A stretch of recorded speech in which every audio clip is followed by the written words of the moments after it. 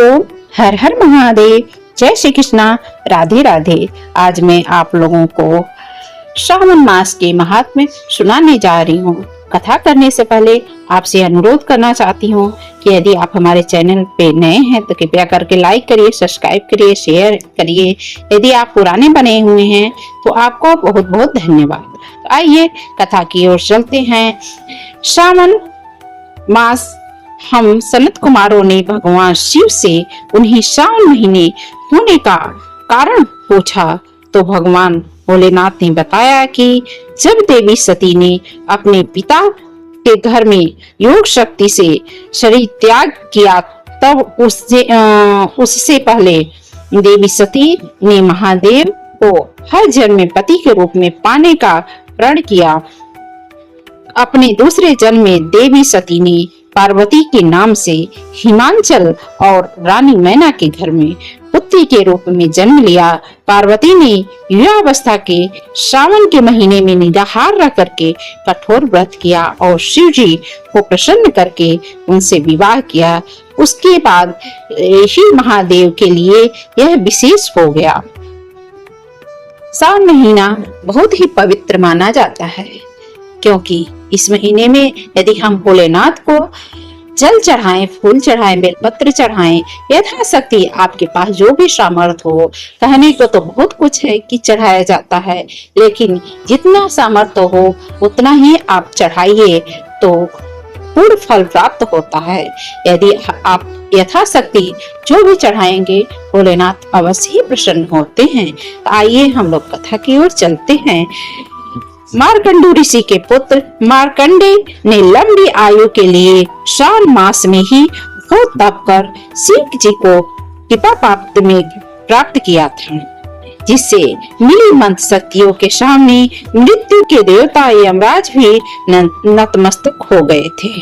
भगवान शिव को श्रावण का महीना प्रिय होने का अन्य कारण यह भी है कि भगवान शिव श्रावण के महीने में पृथ्वी पर अवतरित होकर के अपने ससुराल गए थे और वहां उनका स्वागत अर्घ और जलाभिषेक से किया गया था।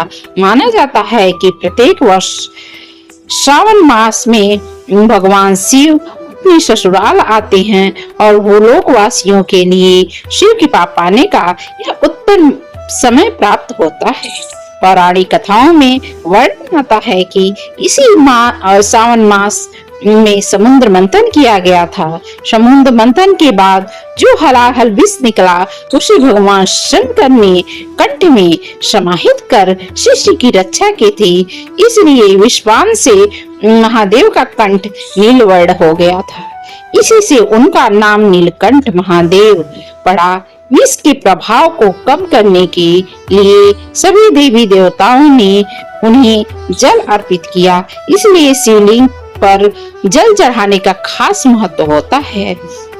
सावन के महीने में एक लोटा जल के बजाय यदि आप 2 लोटा जल चढ़ाएं तो ज्यादा ही बेहतर रहता है।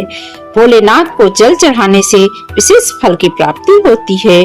शिव पुराण में उल्लेख है कि भगवान शिव स्वयं ही जल हैं, इसलिए जल में उनकी जलाभिषेक के रूप में आराधना का उत्तमोत्तम फल है, जिसमें कोई संशय ही नहीं है। शास्त्रों में वर्णित है कि सावन महीने में भगवान विष्णु योग निद्रा में चले जाते हैं, इसलिए ये समय भक्तों, साधु, संतों सभी के लिए अमूल्य होता है।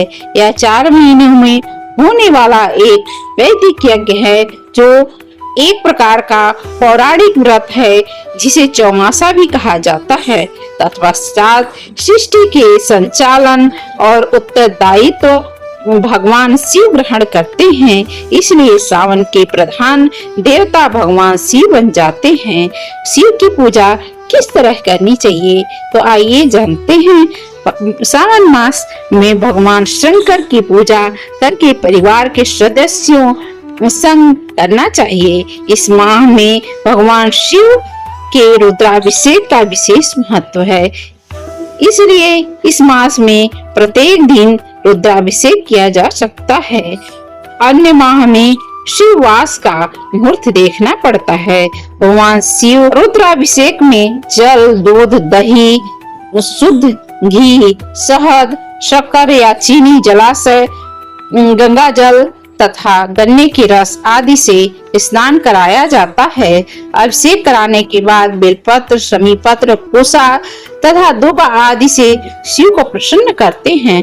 अंत में भांग और श्रीफल का भोग चढ़ाने का महत्व आता है। शिवलिंग पर बेलपत्र और शमीपत्र चढ़ाने का वर्णन पुराणों में भी किया गया है। बेलपत्र भोलेनाथ को प्रसन्न करने के लिए शिवलिंग पर चढ़ाया जाता है। आँख का एक फूल शिवलिंग पर चढ़ाने से सोने के दान के बराबर होता है। 1000 आँख के फूलों की अपेक्षा एक कनेर का फूल चढ़ाने से फल प्राप्ति मिलती है। 1000 कनेर का फूल चढ़ाने की अपेक्षा यदि आप एक बेलपत्र हमारे शिव जी को समर्पित करते हैं तो बहुत ही पुण्य मिलता है। 1000 बेलपत्रों के बराबर एक द्रोण का घुमा फूल होता है, उसे चढ़ाने से 1000 गुना प्राप्ति मिलती है।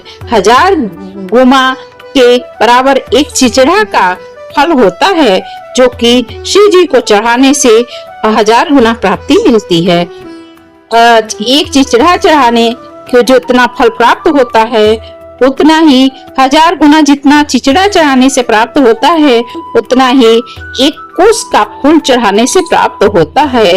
यदि आप 1000 कुश का फूल चढ़ाते हैं और जो जितना फल प्राप्त होता है उतना ही एक समी का पत्ता चढ़ाने से प्राप्त होता है।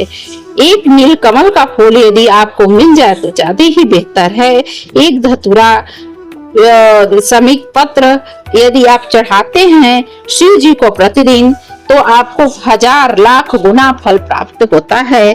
तो आप यथाशक्ति, ये तो मैं नहीं कह सकती कि आप प्रतिदिन यही सब चढ़ाएं, लेकिन जो भी आपके पास अवेलेबल हो, यथाशक्ति आपके पास जो भी फूल मिल जाए, फल मिल जाए, जो भी कोई लोग सब्जी भी चढ़ाते हैं, जो भी आप शिव जी को पवित्र मन से चढ़ाएंगे, बिना मन में छल कपट लिए हुए चढ़ाएंगे तो हमारे भोलेनाथ अवश्य प्रसन्न होंगे। यदि मन में छल कपट रहता है तो शिव जी प्रसन्न नहीं होते। वही लोग कहते हैं कि हमारे शिव जी सुनते नहीं हैं। जो लोग छल कपट लेके जल चढ़ाते हैं तो वही फल प्राप्त हमें नहीं हो पाता है। तो इसलिए आप बिना छल कपट लिए ही, बिना किसी से देश किए ही, बिना किसी से इस भाव के ही आप यदि एक लोटा जल लेके शिव जी के यहाँ जाएंगे, आपको 1000 गुना फल की प्राप्ति होगी।